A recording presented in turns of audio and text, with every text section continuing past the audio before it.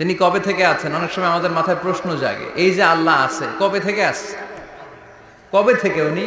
শুরুটা কবে? আল্লাহ বলে আমি সূচনাহীন অতীত থেকে আছি। আমি এমন অতীত থেকে আছি যেই অতীতের কোনো সূচনা নাই। সুবহানাল্লাহ কইবেন না? আবার আমি সীমাহীন ভবিষ্যৎ পর্যন্ত থাকবো। সুবহানাল্লাহ পড়েন। এমন ভবিষ্যৎ যেটা সীমা নাই, এমন অতীত যেটা শুরু হয় নাই, তিনি হচ্ছেন আল্লাহ। চিল্লায় বলেন তিনি কে? এজন্য আমরা বলি রাদিতু বিল্লাহি রাব্বা, রব হিসেবে আল্লাহ তোমারে পেয়ে আমরা খুশি। এজন্য আমাদের ইবাদতের সব জায়গায় এই রবের নামের গুণগান আছে না নাই? আমরা যখন রুকুতে যাই আমরা পড়ি সুবহানা রাব্বিয়াল, আবার যখন আমরা সিজদায় যাই আমরা পড়ি সুবহানা রাব্বিয়াল আ'লা। রুকুতে গেলে সুবহানা রাব্বিয়াল আযীম, আবার যখন সিজদায় যাই তখন আমরা পড়ি সুবহানা রাব্বিয়াল আ'লা। আবার কবরের জীবন যখন আমরা শুরু করে দিব, কবরের প্রথম প্রশ্ন হবে তোমার রবের নাম কি? আমরা বলবো আল্লাহ আমারে রব, আল্লাহ আমারে রব, এই রবি আমার সব। দমে দমে তনু মনে তারি অনুভব, তোমার দুনিয়াতে আমি যেদিকে তাকাই অথই নেই আমাতে ডুবে আছি সবাই। পাখ পাখালির গানে শুনি তসবি কলরব, তসবি কলরব, আল্লাহ আমারে রব, এই রবি আমার সব। সুবহানাল্লাহ, কি অসাধারণ কথামালা। আল্লাহ আমার রব, এই রবি আমার সব। আল্লাহ যদি আমার সাথে থাকে পৃথিবীর কোনো শক্তি আমার থামাতে পারবে না। চিল্লায় বলেন ঠিক কিনা? আর এই রবকে যদি তুমি হারাও, রব যদি আমার বিপক্ষে চলে যায়, পৃথিবীর কোনো শক্তি আমার কোনো উপকার করতে পারবে না।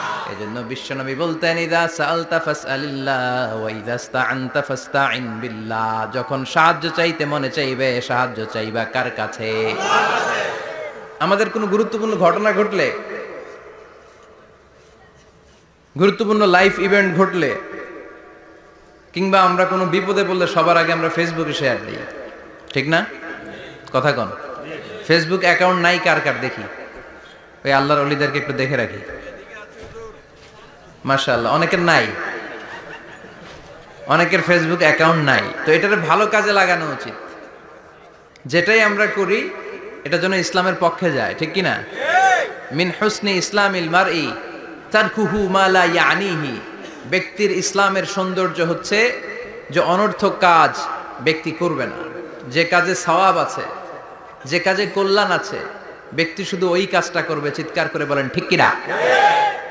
অনর্থক কাজ করা ঠিক না, অনর্থক কথা বলা ঠিক না, অনর্থক সম্পদ নষ্ট করা ঠিক না, অনর্থক টাইম পাস করা ঠিক না।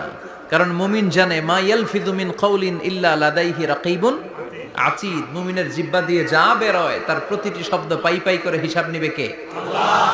আমাদের জীবনে অনর্থক কথা আছে না নাই? চায়ের দোকানে বসলে নিমসারে আছে নাকি এগুলা? অপ্রয়োজনীয় আলাপ, নিজেরও কাজে লাগে না, ফ্যামিলিরও কাজে লাগে না, ইসলামেরও কাজে লাগে না, খালি খোঁচাখুচি ঠেলাঠেলি বাড়ায়। এরকম ডাকাত আছে না নাই? অপ্রয়োজনীয় কথা, অপ্রয়োজনীয় কাজও আছে না নাই এদেশে? দেদারসে মানুষ করে বেড়াচ্ছে অপ্রয়োজনীয় কাজ। হুজুররে পাইলে হাজার হাজার ছবি আছে না নাই? এটা অপ্রয়োজনীয় না? হজে গিয়েছিলাম এবার, কমসে কম 10,000 ছবি তুলছে আমার সাথে হাজিরা। অপ্রয়োজনীয়, প্রয়োজন নাই। এসেছে ইবাদত করতে, হুজুর একটা সেলফি। ইয়াং ছেলেপেলারা সেলফি তোলে বেশি। আর বুঝলাম না, আঙ্গুল দুটার এরকম করে রাখে।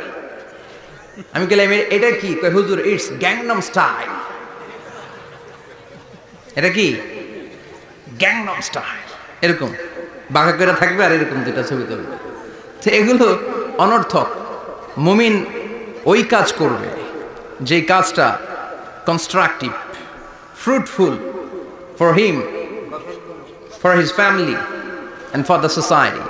যেটা তার নিজের কাজে আসবে, যেটা তার ফ্যামিলির কাজে আসবে, যেটা সমাজের কাজে আসবে। এই কাজগুলো করার দরকার আছে না নাই? আমার দেশের যুবক ছেলেগুলো অপ্রয়োজনীয়, কোনো কারণ নাই এই সমস্ত কাজে ঝগড়া বিবাদে আলাপে লিপ্ত থাকার কারণে তাদের যে ইনোভেটিভ পাওয়ার আল্লাহ তাআলা দিয়েছেন, এটাকে তারা কাজে লাগাতে পারে না। আমাদের দেশের যুবকদের কিন্তু অনেক ম্যারিট, তারা যখন পৃথিবীর বিভিন্ন দেশের ইউনিভার্সিটিগুলোতে পড়ে তারা র্যাঙ্কিং 1 নম্বরে আসে একেবারে। আমি যে ইউনিভার্সিটিতে পড়ি, ইন্টারন্যাশনাল ইসলামিক ইউনিভার্সিটি মালয়েশিয়া, ওখানে বাংলাদেশিদের ফলাফল রেজাল্ট সবচেয়ে ভালো। হার্ভার্ডে যান, ক্যামব্রিজে যান, অক্সফোর্ডে যান, যেখানেই যাবেন বাংলাদেশিদের ফলাফল অনেক ভালো। তো তারা সেখানে অপ্রয়োজনীয় কাজে তাদের সময়কে নষ্ট করে না। এজন্য যুবক ভাইয়েরা, তোমাদের আছে প্রাণ ঢালা উচ্ছ্বাস, অনেক শক্তি তোমাদের গায়ে। এখন তোমাদের রক্ত গরম, তোমাদের এই গরম রক্ত ইসলামের কল্যাণে কাজে লাগাইতে হবে। শুধু সেলফি তুইলা সময় নষ্ট করা যাবে না। চিল্লায় বলো ঠিক কিনা? কিছুদিন আগে আমি দেখলাম মানবতার দেয়াল। কিসের দেয়াল? কিছু ছেলে পেলে new idea, what an idea, new idea বের করেছে যে এটার নাম মানবতার দেয়াল। খুব সম্ভবত মসজিদের এক ওয়ালের মধ্যে তারা লিখেছে মানবতার দেয়াল, আর কিছু হ্যাঙ্গার টানিয়ে রেখেছে, আর বলেছে যেটা অপ্রয়োজনীয় রেখে যান, আর যেটা আপনার লাগবে নিয়ে যান। এই যে শীত, প্রচন্ড শীতে অনেকের জ্যাকেট নাই, আমাদের কয়েকটা করে জ্যাকেট, জাম্পার, সোয়েটার, চাদর, মাফলার, অনেকের একটাও নাই, আছে না নাই? তারা দেয়ালের নাম দিয়েছে মানবতার দেয়াল। এখানে আপনার অতিরিক্ত পুরান জ্যাকেট থাকলে রেখে যান। তো অনেকে পুরান জ্যাকেট, মাফলার, চাদর ওখানে ঝুলিয়ে রেখে গিয়েছে। আবার লিখে দিয়েছে যার লাগবে তিনি নিয়ে যান। যার মাফলার নাই, যার জ্যাকেট নাই, চাদর নাই, তারা এসে নিয়ে যাচ্ছে। এটা একটা সুন্দর আইডিয়া না? তো চায়ের দোকানে এই ছেলেপেলেগুলো যদি মারামারি করতো, অপরাজনীতি করতো, গুতাগুতি করতো, কিলাকিলি করতো, তাহলে মাথা থেকে এই আইডিয়াগুলো বেরোতো? কথা বলেন। Human capacity is amazing. কি পরিমাণে আল্লাহ তাআলা যে আমাদেরকে ক্যাপাসিটি দিয়েছে, আমাদেরকে যে কত প্রিভিলেজ আল্লাহ তাআলা আমাদেরকে দিয়েছে আমরা জানিই না। আমরা আমাদের দেহে কত শক্তি, সম্ভাবনা নিয়ে যে ঘুরে বেড়াই, আমরা অনুধাবন করি না। এজন্য সময়গুলোর কাজে লাগাও।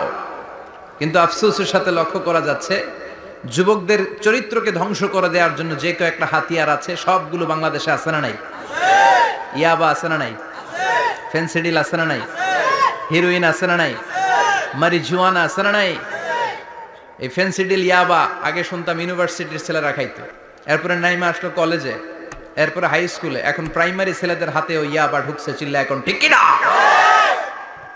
দেশের যুব সমাজ আজকে কোথায়? পর্নোগ্রাফি, এক একটা মোবাইল এক একটা হিন্দি সিনেমার কারখানা। ইন্ডিয়ান নায়িকাদের কোমর দুলানো ডান্স আছে না নাই?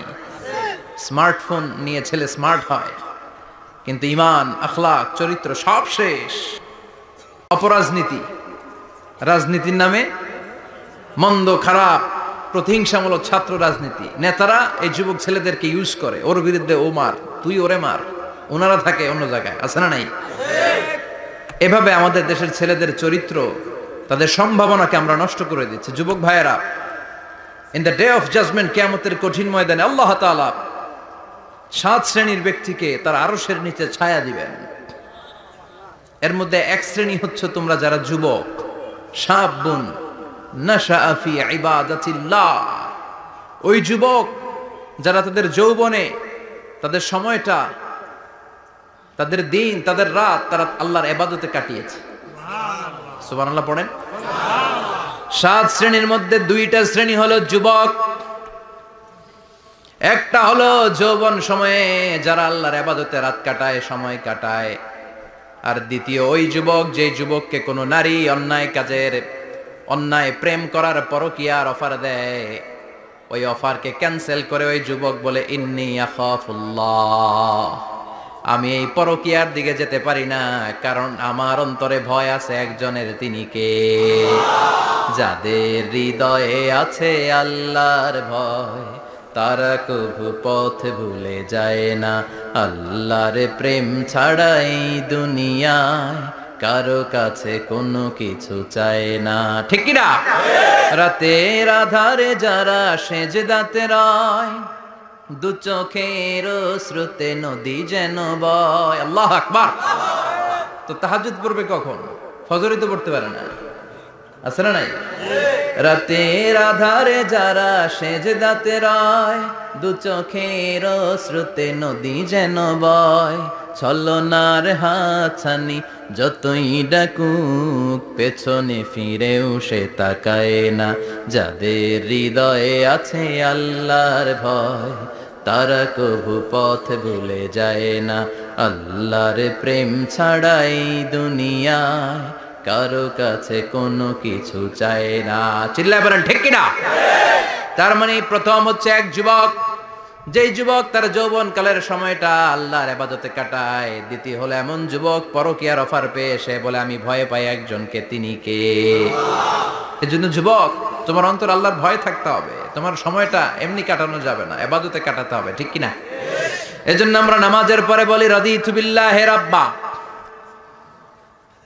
আল্লাহকে রব হিসেবে পেয়ে আমরা খুশি। তারপরে বলি অবিল ইসলামি দীনা, ইসলামকেও দিন হিসেবে পেয়ে আমরা খুশি না বেজার? কথা কন, খুশি না? আপনি খুশি হইলে আপনার লাভ, খুশি না হইলে আপনার লস। ইসলামের বিজয়কে সমুন্নত করবে কে? ইসলামের পতাকা পত পত করে হোয়াইট হাউসের উপরেও একদিন ঝুলবে। চিল্লায় বলেন ঠিক কিনা? আল্লাহ বলেন খবরদার, ফু দিয়ে ইসলামের বাতি তোরা নিভাতে পারবি না। ইউরিদুনা লিয়ুতফিউ নূরাল্লাহি বিআফওয়াহিহিম ওয়াল্লাহু মুতিম্মু নূরিহি ওয়ালাউ কারিহাল কাফিরুন। ইসলাম বিরোধীরা চায় মুখের ফুৎকারে ইসলামের বাতিকে নিভিয়ে দিতে। আল্লাহ বলে খবরদার, ষড়যন্ত্র করে লাভ নাই, ইসলামের বিজয় আমি নিশ্চিত করে দেব। স্যামুয়েল হ্যান্টিংটন একটা বই লিখেছে, দ্য ক্লাশেস অফ সিভিলাইজেশন। ওই বইতে তিনি বলেছেন এই যে সভ্যতার সংঘাত, এত সভ্যতা, চায়না সভ্যতা, আর্য সভ্যতা, বৈদিক সভ্যতা, সিন্ধু সভ্যতা, মহেঞ্জোদারো সভ্যতা, ইরাকীয় সভ্যতা, মিশরীয় সভ্যতা, একটার পর একটা সভ্যতা পৃথিবীতে এসেছে, একটার পর একটা সুপার পাওয়ার। এখন সুপার পাওয়ার হচ্ছে ইউনাইটেড স্টেটস অফ আমেরিকা, ধারণা করা হচ্ছে এরপরে চায়না হবে সুপার পাওয়ার, আবার অনেকে বলছে এরপরে ইন্ডিয়া হবে সুপার পাওয়ার। এভাবে একটার পর একটা সুপার পাওয়ার যাওয়ার পরে সর্বশেষ যে সুপার পাওয়ারটা পৃথিবীর বুকে মাথা উঁচু করে দাঁড়িয়ে থাকবে সেটার নাম হচ্ছে ইসলাম। সেটার নাম কি? তার নমুনা গোটা বিশ্বব্যাপী আছে না নাই? ইসলামকে যত দমাইতে চায় এটা আরো উপরের দিকে ওঠে। সুবহানাল্লাহ কইবেন না? ইসলামের বৈশিষ্ট্য হচ্ছে চারা বীজের মতো। চারা বীজ তো আপনারা চিনবেন, নিমসারের মানুষ। বীজ, ইসলাম হচ্ছে বীজের মতো। ইসলামের শত্রুরা ইসলামকে মাটিতে গেড়ে দিতে চায়, কিন্তু ইসলাম হচ্ছে বীজের মতো, চারা বীজ। চারা বীজ মাটিতে গেড়ে দিলে কি হয়? কথা কন, আরো গজিয়ে ওঠে, মাটি ফেড়ে উপরের দিকে উঠে চিৎকার করে বলেন ঠিক কিনা? ইসলাম হচ্ছে টিউবের মতো। টিউব, পুকুরে যারা নতুন সাঁতার কাটতে যায় ডুবে যাতে মারা না যায়, টিউব নিয়ে সাগরের মধ্যে নামে। এই টিউবকে যত আপনি পানির নিচে ডুবাতে চাইবেন, টিউব আর উপরের দিকে ভেসে ভেসে ওঠে। সুবহানাল্লাহ পড়ে। ইসলামরে তো ওরা চিনে নাই। ইসলাম হচ্ছে চারা বীজের মতো, ইসলাম হচ্ছে টায়ারের টিউবের মতো। এটার যতই নিচের দিকে নামাইতে যায়, এটার বৈশিষ্ট্য হচ্ছে এটার ধাক্কা মারলে এটার উপরের দিকে ওঠে। সুবহানাল্লাহ কইবেন না? গোটা বিশ্বব্যাপী আজকে ইসলামের গণজোয়ার, হাজার হাজার লোক কালিমা পড়ে মুসলমান হচ্ছে। গত কিছুদিন আগে আফ্রিকাতে এক লোক এক গ্রামের কয়েক হাজার মানুষকে এক ময়দানে দাঁড় করিয়ে একসাথে শাহাদাতের বাণী পাঠ করিয়ে মুসলমান বানায় ফেলছে। এই আফ্রিকার বুকে এতদিন আমেরিকার কাজ ছিল, এটারে বলে Tansir, Christian missionary. Lakh lakh dollar দিয়ে আফ্রিকার দেশগুলোর মধ্যে গরিব গরিব মুসলমানগুলোর তারা নাসারা বানাতো। এই বিষয়টা যখন মুসলিম স্কলারদের নজরে এলো, এখন গোটা বিশ্বের সব মুসলিম স্কলাররা আফ্রিকায় যে ইসলামের দাওয়াতকে প্রচার করে দিচ্ছে। গ্রামকে গ্রাম খ্রিস্টান সম্প্রদায় লা ইলাহা ইল্লাল্লাহ মুহাম্মাদুর